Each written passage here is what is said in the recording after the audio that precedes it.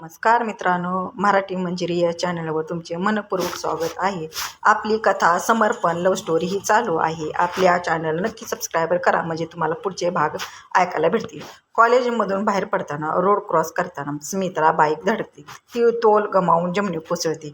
हातापायाला जखम होऊन रक्त वाहू लागते. प्रेरणा खूप घाबरते. तिला सुचत नाही ती स्मिताला कसं रस्त्याच्या कडेला बसवते. तिला पाणी पाजते आणि साहिलला बोलावते. स्मिता वेदनेने वेवाळते. साहिल तिथे पोचतो. तिची अवस्था पाहतो. त्याला खूप काळजी वाटते.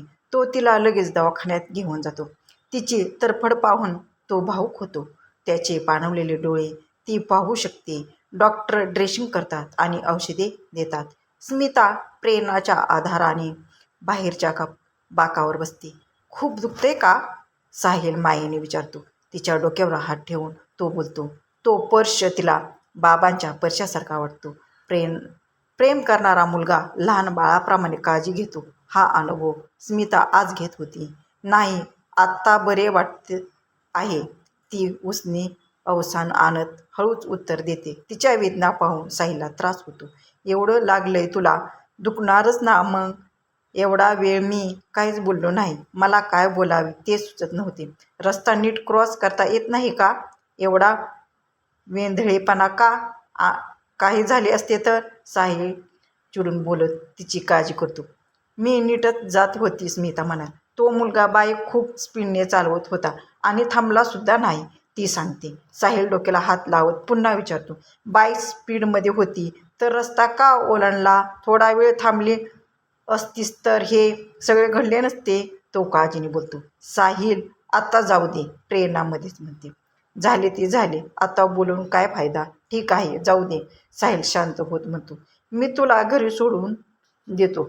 डॉक्टरने तुला विश्रांती घ्यायला सांगितली आहे. 4-5 दिवस घरी शांत बसायचे, समजले?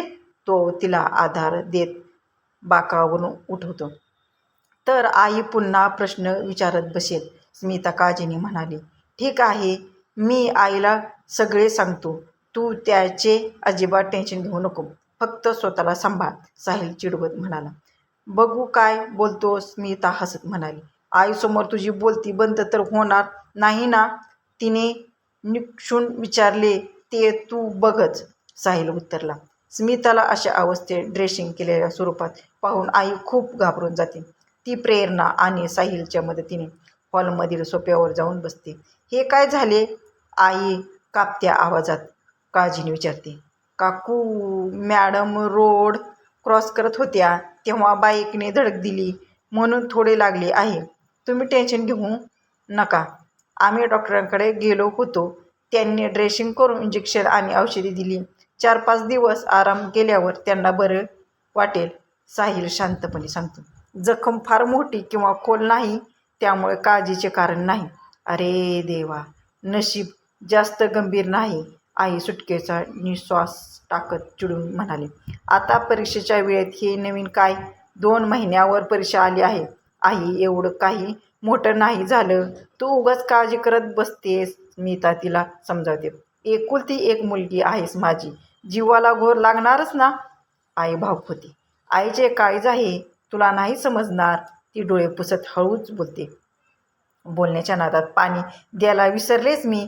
आई किचनमध्ये जात असे हळूच म्हणाली. ट्रेमध्ये आणलेले पिण्याचे ग्लास तिने तिघांना दिले आणि विचारले. हा कोण आहे? तुझे बाकीचे मित्र मला माहीत आहेत, पण याला मी आजच पाहत आहे. आई साहिलकडे पाहत कौतुकाने प्रश्न विचारली. आई, हा साहिल माझा मित्र आहे. आम्ही एकाच कॉलेजमध्ये एकत्र शिकत आहोत. हा पहिल्यांदाच आपल्या घरी आला आहे, त्यामुळे तू याला कधी पाहिले नाहीस, स्मिताने आईला सांगितले. साहिल गालातल्या गालात हसत उभा होता. होणारा जावाई बरं. प्रेरणा हळूच स्मिताच्या कानात कुजबुजली आणि दोघी खळखळून हसले. स्मिताने डोळ्यांनीच प्रेरणाला गप्प राहण्याची खूण करून थांबवले. चला काकू, मी आता निघतो, साहिल सोफ्यावर उठत हळूच निरोप घेतो. अरे, लगेच कुठे निघालास? आई म्हणाली. पहिल्यांदा आला घरी, चहा नाश्ता करून जा, आई आग्रहाने म्हणाली. चहा प्यायला नंतर नक्की येईन मी. आत्ता थोडे महत्त्वाचे काम आहे, त्यामुळे निघतो, साहिल म्हणाला. हो काकू, मी पण निघते आता, नंतर येईल स्मिताला भेटायला, प्रेरणा म्हणाली. ते दोघे स्मिता आणि आईचा निरोप घेऊन बाहेर पडले. 2-3 दिवस साथ औषध आणि विश्रांतीमुळे स्मिताला बरी वाटू लागली होती. आता ती कोणाच्याही आधाराशिवाय हळूहळू स्वतःहून चालू लागली होती. पण तिला घराबाहेर जाण्यास आई-वडिलांनी पूर्णपणे बंदी घातली होती. जखम पूर्ण बरी झाल्याशिवाय बाहेर पडायचे नाही, वडिलांनी तिला ठामपणे बजावले होते. तिच्या हट्टामुळे आज साहिल तिला भेटायला घरी येणार होता. त्यालाही तिला पाण्याची तीव्र ओढ लागली होती. ठरल्याप्रमाणे संध्याकाळी 5 वाजता साहिल तिच्या घरी पोचला. आईने हसतमुखाने त्याचे स्वागत केले. स्मिता त्याच्यासमोर सोफ्यावर जाऊन बसली. 3 दिवसापूर्वीचा तिचा कोमजलेला चेहरा आज टवटवीत दिसत होता. दोघांच्या गप्पा चालू असताना आईने गरमागरम चहा, कांदा भजी आणून ठेवली. स्मिताचे बाबासुद्धा ऑफिसमधून आले, फ्रेश झाले आणि गप्पांमध्ये सामील झाले. तूच त्या दिवशी तिला घरी आणलेस ना, बाबाने कौतुकाने विचारले. स्मिताच्या आईने आणि तिने स्वतः मला सगळे सांगितले. तुझी खूप मदत झाली. तू काय करतोस, बाबाने चहाचा कप उचलत विचारले. मी पण स्मिताच्या कॉलेजमध्ये शिकतो आहे, साहिलने नम्रपणे सांगितले. अच्छा, घरी कोण कोण असते, बाबाने पुढे विचारले. घरी आई, बाबा आणि मी असतो. आई गृहिणी आहे आणि बाबा सरकारी नोकरीत आहेत, साहिलने माहिती दिली. सरकारी नोकरी, खूप छान. तू पण चांगला अभ्यास कर आणि स्पर्धा परीक्षेची तयारी कर, बाबांनी साहिल आणि स्मिताला सांगितले.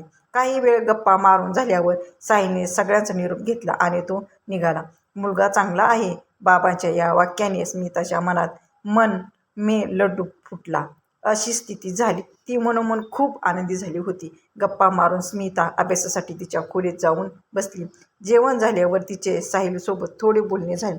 उद्या लवकर उठून अभ्यास करायचे ठरवून दोघेही शांतपणे झोपी गेले. दुसऱ्या दिवशी पहाटे 5 वाजता स्मिताने साहिलला फोन केला.